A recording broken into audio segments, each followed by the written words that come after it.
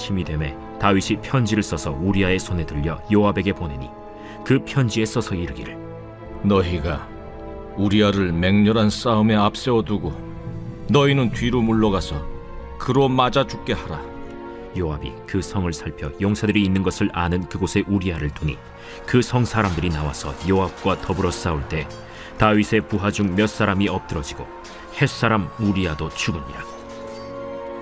요압이 사람을 보내 그 전쟁의 모든 일을 다윗에게 보고할세 그 전령에게 명령하여 이르되 전쟁의 모든 일을 네가 왕께 보고하기를 마친 후에 혹시 왕이 노하여 네게 말씀하기를 너희가 어찌하여 성에 그처럼 가까이 가서 싸웠느냐?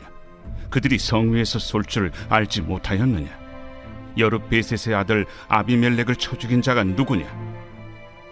여인 하나가 성에서 맷돌 윗짝을 그 위에 던지매 그가 데베스에서 죽지 아니하였느냐? 어찌하여 성에 가까이 갔더냐 하시거든 네가 말하기를 왕의 종 햇사람 우리아도 죽었나이다 하라. 전령이 가서 다윗에게 이르러 요압이 그를 보낸 모든 일을 다윗에게 아뢰어 이르되 그 사람들이 우리보다 우세하여 우리를 향하여 들로 나오므로 우리가 그들을 쳐서 성문 어귀까지 미쳤더니 활 쏘는 자들이 성 위에서 왕의 부하들 향하여 쏘매 왕의 부하 중 몇 사람이 죽고 왕의 종 햇사람 우리아도 죽었나이다. 너는 요압에게 이같이 말하기를 이 일로 걱정하지 말라. 칼은 이 사람이나 저 사람이나 삼키느니라. 그 성을 향하여 더욱 힘써 싸워 함락시키라 하여 너는 그를 담대하게 하라.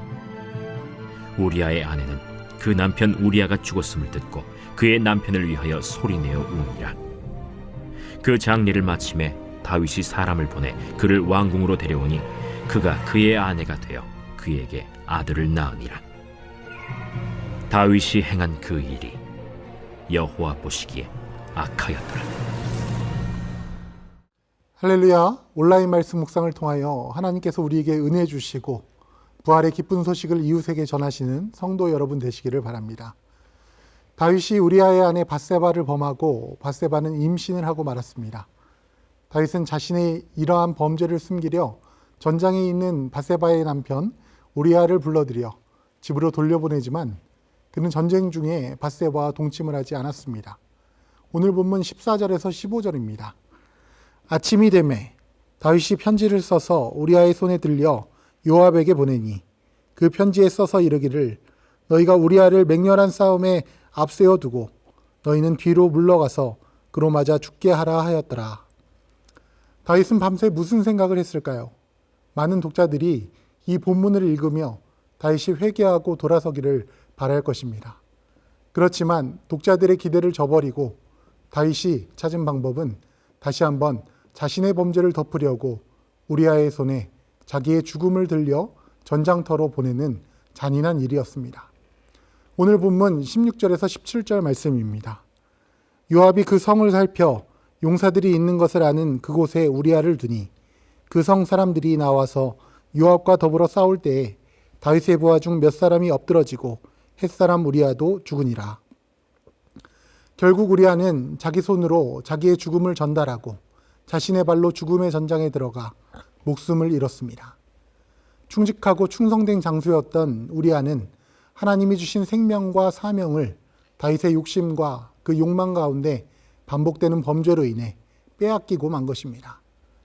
그뿐만 아니라 본문은 다윗의 부하 중 몇 사람이 엎드러졌다고 전하고 있습니다.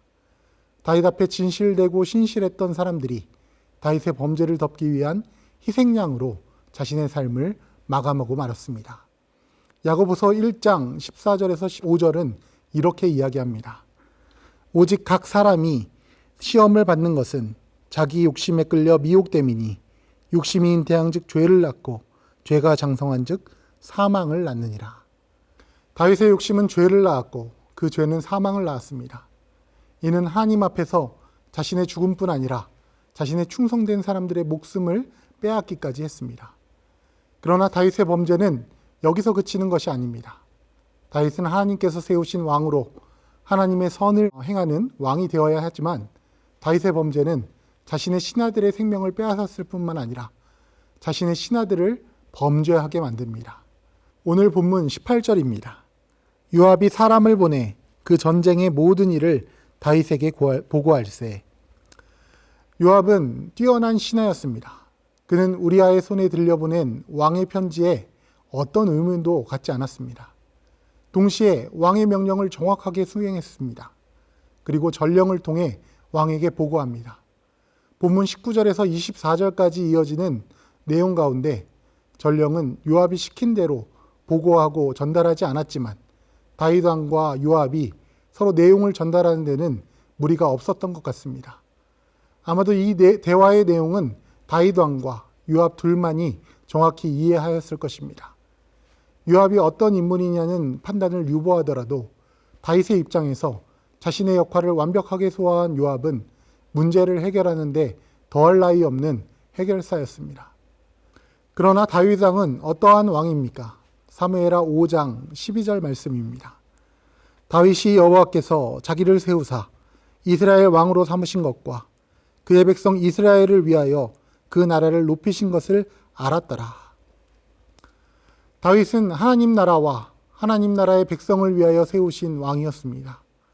하나님의 선을 위하여 지음받고 세움받은 다윗 왕은 요압을 범죄의 도구로 사용하고 있습니다. 요압이 비록 다윗의 잘못을 막을 생각조차 하지 않았지만 다윗은 그를 밧세바를 범하고 우리아를 살해하고 그 범죄를 덮는 도구로 사용하는 것입니다. 이후 다윗 왕의 반응은 더욱 놀랍습니다. 오늘 본문 25절입니다. 다윗이 전령에게 이르되 너는 요압에게 이같이 말하기를 이 일로 걱정하지 말라. 칼은 이 사람이나 저 사람이나 삼키느니라. 그 성을 향하여 더욱 힘써 싸워 함락시키라 하여 너는 그를 담대하게 하라 하니라. 다윗은 이 일로 인해 우리아와 그와 함께 전장에서 목숨을 잃은 사람들을 희생양 정도로 취급하고 있습니다. 그저 누구나 전장에서 목숨을 잃을 수 있다. 신경 쓰지 말고 하던 일에 집중해라 정도로 이야기하고 있는 것입니다. 오늘 본문 26절에서 27절입니다. 우리아의 아내는 그 남편 우리아가 죽었음을 듣고 그의 남편을 위하여 소리내어 우니라. 그 장례를 마침에 다윗이 사람을 보내 그를 왕궁으로 데려오니 그가 그의 아내가 되어 그에게 아들을 낳으니라. 다윗이 행한 그 일이 여호와 보시기에 악하였더라.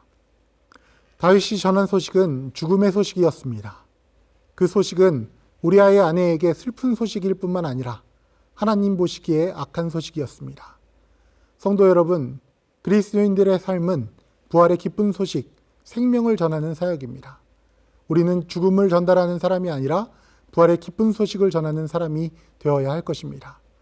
그러나 나 한 사람의 잘못이 때로는 다른 사람들에게까지도 범죄하게 만들 수 있습니다. 하나님이 우리에게 주신 것이 많을 때는 더욱 그러합니다. 하나님이 주신 부와 명예와 권력을 잘못 사용하면 그것을 소유한 나뿐만 아니라 그 영향력 아래에 있는 많은 사람들까지도 악한 도구로 쓰임받을 수 있는 것입니다. 성도 여러분, 항상 죽을 수밖에 없는 우리를 십자가 위에서 살리시고 부활로 새롭게 빚으신 예수 그리스도의 은혜를 삶 가운데 가로새기시길 바랍니다. 우리는 마땅히 하나님의 선을 행하는 도구로 쓰임받고 세상 가운데 나아가 선한 영향력을 끼치는 그리스도인이 되어야 할 것입니다. 오늘의 1일 1선입니다. 주변 사람들에게 칭찬, 격려, 감사의 한마디를 통해서 행복을 전하시고 부활의 기쁜 소식을 전하시는 하루가 되시기를 바랍니다. 기도하시겠습니다. 사랑과 은혜의 하나님 아버지, 오늘도 하나님의 선을 행하는 그리스도인의 삶을 살게 하시니 감사합니다. 세상 가운데 그리스도인으로 부름받은 우리들이 하나님의 백성들을 배나 더 악하게 만드는 죄인 되게 하지 마시고 선한 영향력으로 세상에 나아가 이웃을 사랑하고 구원의 기쁨을 전하는 하나님의 선을 행하는 선교적 도구 되게 하여 주시옵소서. 예수 그리스도의 이름으로 기도드립니다. 아멘.